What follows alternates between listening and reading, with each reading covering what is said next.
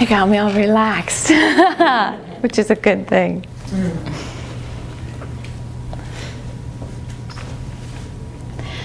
Black is the color of my true love's hair. His face is soft and wondrous fair. The purest eyes and the strongest hands. I love the ground whereon he stands. 2 rose bushes stood outside of a widow's cottage. One twined around the other. One bloomed white and the other bloomed red. And within the cottage lived the widow and her 2 daughters, one snow white and the other rose red. And while the sisters were as close as sisters would be, they were also as different as sisters often are. Now Rose Red, she was of red hair and a fiery disposition, and her favorite place was outside in the forest. She would find where the fox had hid her kits that year. She would figure out where the fawns were nesting with their mothers, and she would find the mushrooms hiding in those dark spaces. And her sister Snow White, dark of hair and dark of eye, her place was the home. She would sweep the house within an inch of its life. She would take the kettle and she would shine it until it gleamed as if it was gold. And every day she would gather wildflowers and bring them to the middle of the table to add a little bit of color to the room. Now they both loved their mother as much as each other, and you would often find the 3 of them together. In the summertime, they would be down beside the river, and their mother would take great joy in reading her daughter a book, or her daughter's books, or perhaps singing them a song she knew. And Rose Red would cut the rushes from beside the river and bring them to Snow White, who would weave them into baskets to take to market. And in the wintertime was Snow White's favorite, because they would gather around the hearth, and Rose Red would card the wool that they had gotten from their small flock of sheep, pulling the fibers straight, pulling the burrs out, and handing great piles of the white fluff to her sister Snow White, who would then spin it into long white thread, while their mother sat with them and read and sang. And so it was on a night like this, when the wind whipped up and the hearth seemed cheerier for the cold outside, that they sat around the fire doing these tasks, and there was a knock at the door. "Rose Red," said their mother, "go to the door and find who is there. Perhaps it is some poor traveler, and we must offer him the comfort of our fire." Rose Red sprang and went to the door, and unlatching it opened, expecting to find a traveler, but instead a great bear's head thrust its way into the cottage. She stepped back, a scream on her lips, and Snow White's already coming from her mouth. Their mother rose, and the bear said, "Do not be afraid. I mean you no harm. I'm simply frozen out here. Would you allow me to sit by your fire?" Now, whether it was a bear that could talk, or the kindness in his voice, their mother sat down in her chair again and said, "Please come in. Take care not to singe your coat near the fire, but please join us." Now Rose Red opened the door a bit further, and Snow White moved to move their things away, and the bear lumbered in, great black coat, white across the top, and settled in front of the fire with a singe and a sizzle. The mother watched her girls as Rose Red closed the door and turned and looked at the great black mountain in front of their fire. Snow White did not sit to her spinning again, and so watching her daughters so concerned, she said, "Rose Red, Snow White, go get your brooms and sweep our guest. Get the snow off his coat so that he'll not be any colder." So they did, and very cautiously approached the bear and began to sweep the white off of his coat onto their stone floor. Well, she could see their hands were shaking from the nervousness, but the bear was grumbling in a contented sort of growl. And so their mother, to soothe them, began to sing. "Black is the color of my true love's hair. His face so soft and wondrous fair. The purest eyes and the strongest hands. I love the ground whereon he stands. I love my love, and well he knows. I love the ground whereon he goes. If you no more on earth I see, I can't serve you as you have me. And their mother singing comforted them. And after the bear had been swept clean and was heaving great sighs, they returned to their spinning and watched the bear as their mother continued to sing and read. And when the time had come to douse the lamps and go to their beds, their mother said, "Please stay the night. You would surely freeze outside." And the bear agreed. And Rose Red and Snow White did not sleep very well that night, but listened to the snoring of their great guest. Now the next morning, Snow White got up to start the fire, and the bear was already standing, his face pointed towards the door, sniffing at the bits of the morning air that were seeping in through the cracks. And she went to let him out and opened the door wide and said, "Surely if it is cold outside tonight as it was last night, you should return and take comfort by our fire." And the bear nodded. And as he left out their door, she reached out and touched the coarse black fur. And so a strange winter was passed. Their guest would arrive every night, and Rose Red made it a point to not lock the door until he had arrived. They grew used to his snores near the fire every night, a strange lullaby. And every morning, Snow White would let him out the door and reach a hand out and let it cross past his hair. And then one day, when the winter had about blown itself out, and the snow that had fallen had melted the same day it had come down, the bear turned to Snow White and said, "I will come again no more. Summer is on its way." "Where will you go, dear bear?" she said. "Will you not come and join us in the evenings?" "No," he said. "The dwarves who seek to steal my treasure will come above ground now that the ground is soft, and I must be out and about to keep them from their business." Well, before she could say much else, the bear swung and was off into the woods again, and she reached out for one last touch, and as he hurried through the door, his hair caught upon the latch and was pulled away, and she saw a glint of gold, but before she could ask him about it, he was gone and into the forest.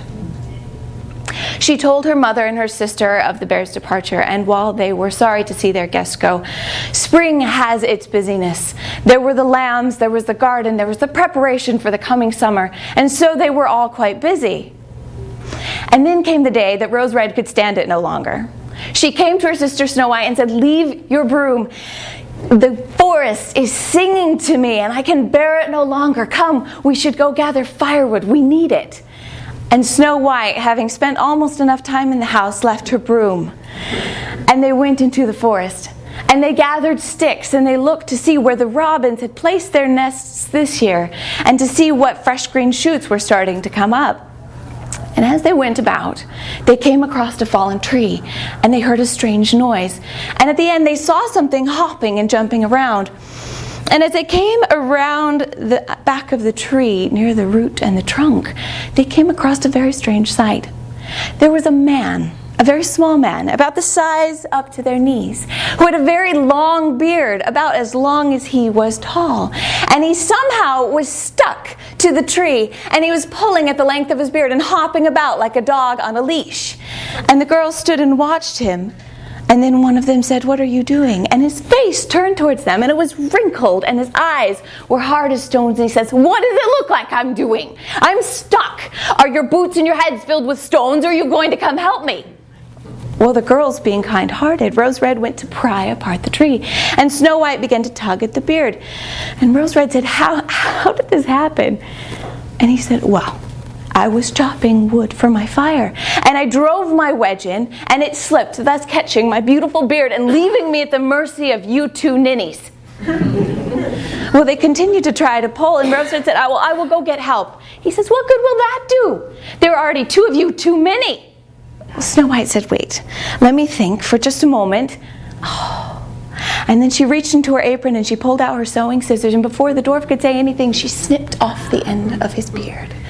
Well, the dwarf had been pulled at tension, and so when the tension was released, he went flying over backwards, and when he sat up, he inspected his beard and with a shriek went towards the girls. Well, they stepped back, and Rose Red's foot happened to hit a bag that had been hidden among the roots. The dwarf, seeing that she had found it, darted forward and grabbing it, and it jingled of a merry coin. And shrieking at them, he turned and he went into the woods, throwing curses over his shoulder. The girls watched him go and spoke of it a bit, and then they brought the tale home to their mother, and she thought it was quite odd to find a dwarf in their woods, but they really didn't think of it too much longer, because spring began to roll into summer, and the rose bushes outside first showed those green buds, and then they began to show the buds of the roses, and you could see at the very top the red and the white, and you knew that soon they would burst into bloom. And at that time, they had had a very particular busy day, and their mother said, girls, go down to the river, cool your feet, and catch us some fish. The girls did not need to be told twice. Off they went, down to the river, over tree and under tree, until they could see the winding river through the woods. And then they saw a strange sight. There was something hopping along the banks. First it was one step forward, and then it was another step back, but it was slowly and surely getting closer to the water's edge. And they saw that it was their friend, well, acquaintance, the dwarf. And he had somehow gotten his beard tangled in a line with a fish. And this fish, being about the size he was pulling him towards the water. And he would struggle backwards, and then he'd hop forward and struggle backwards. Until finally Snow White said, you're not going to go in there after it, are you? And the dwarf saw them and said, no, help me, you ninnies! And down they came. Rose Red taking the line, and Snow White seeing what she could do to untangle the mess. But it was of no use. It was quite tangled. And so for a second time, Snow White reached into her pocket, pulled out her scissors, and snipped the end of his beard. And they all fell backward into the mud. Well, the girls looked at each other, small grins forming on their faces, but the dwarf sat up and inspected it, and he said, it is not enough that you would ruin it once, but now it is twice shorter, and I will never be able to show myself to my friends again. So distressed was he that he continued to yell, and he reached into the mud at his feet, and he pulled up what seemed to be some weeds. But then he stepped forward, and swishing them in the water, happened to hold strings of pearls. And then continuing to abuse them, he walked down the stream, throwing curses over his shoulder. Well, the girls stood up to start wringing out their petticoats. And as they did so, Snow White touched Rose's arm and said, Rose, look. And across the river was a bear, a great black bear. And Snow White moved forward, and Rose said, no, we don't know if it's our bear. And so Snow White began to sing. Black is the color of my true love's hair. His face so soft and wondrous fair. The purest eye and the strongest hands. I love the ground whereon he stands. The bear stood with his ears turned towards them, sniffing the air. And then he heard the shriek of the dwarf cursing his way down the river, and turned his head that way, and his left lip pulled up in a snarl, and he began to stalk down the riverside. Well, the girls, not wanting to meet with the bear, who did not seem happy and did not seem to be their bear, slowly backed away and went home to their mother with sodden petticoats and a very interesting story to tell. And so the summer continued, and the roses began to bloom. And first there was a white, and then a red, and the fragrance they gave off was just magical. So every day they would go and they'd pluck a stem and they'd bring it inside to fill the cottage with this smell.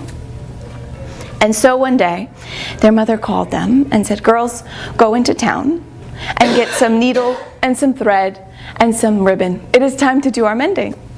And so the girls, arm in arm, went out through the woods onto the moor, where the green hills were stretching with the rocks dotted across it. And as they were walking, they happened to notice something very strange happening near the road. There was a large eagle, and it happened to be carrying something that was kicking and screaming and cursing. And the girls, realizing who it was, went to go help him, one taking his foot and the other his hand, and pulling a strange tug of war with the eagle until it let go with a shriek of frustration, and down came the dwarf. As you can imagine, the dwarf was not very grateful. Up he got, looking and saying, "Now you ruined my clothes. First my beard and then my clothes. You would have been eaten. I could have handled myself better than you could." Well, the girls let him continue to scream and fight, and they left him walking along, and they saw him reach beneath a rock, pull out a bag, and it seemed to clatter of stone. But they paid no mind to his strange ways as he went off into the rocks, and they continued on their way down to town. And so they bought their needle and their thread and their ribbon, and they began their way back just as the sun was beginning to set. And they were very close to the woods where the rocks were beginning to get thick when among the green and the gray flashed blue, a strange color to have glimmer from these places. And the girls wove their way between the rocks until they came across the dwarf, who had spilled the bag on the ground. And it was gems. Gems of colors the girls had never seen all in one place. The blue of the troubled ocean, the green of those first buds on the bush, the red of a deep sunset, and the white of a snowfall. And they stood there, staring. And the dwarf saw them staring, and his face went from red to purple, and he began to scream. I knew you had a plan in mind. First you ruined my beard, then my clothes, and now you wish to take my treasure." And down he reached to pick up a rock, and he began to come towards them screaming, and the girls began to back up. And then a growl came. A growl came from the edge of the woods, followed by a great black bear. And the dwarf, turning, dropped the rock and went from purple to white. And the bear came up, looming over the top with his arms outstretched, and the dwarf began to cry. And he said, "Please, I'm too young. I'm too small. Eat those fat girls, please. I'm too small." But the dwarf, his pleas fell on empty ears, because the bear took his paw and crashed it across the dwarf, and the dwarf went tumbling end over end until he hit a rock and moved no more. And the girls, they began to pick up their skirts and run. And they began running for the edge of the forest when they heard a voice behind them saying, "Girls, wait, I will come with you." And they were still running when the voice began to sing. "Black is the color of my true love's hair. Her lips are like the roses fair, the purest eyes and the gentlest hands. I love the ground whereon she stands." And Snow White grabbed her sister, and spinning around, they saw the bear, their bear, coming first on all fours and then standing up on two. And his skin seemed to be moving, it seemed to be writhing, it seemed to be rejecting him. It began to peel away from him until it fell to the ground, and there in front of them stood a man with wild dark hair, dark, wild eyes, in a suit of tattered gold. And the girl stood speechless, but he had thought often of what he might say. And he said, "Please let me explain."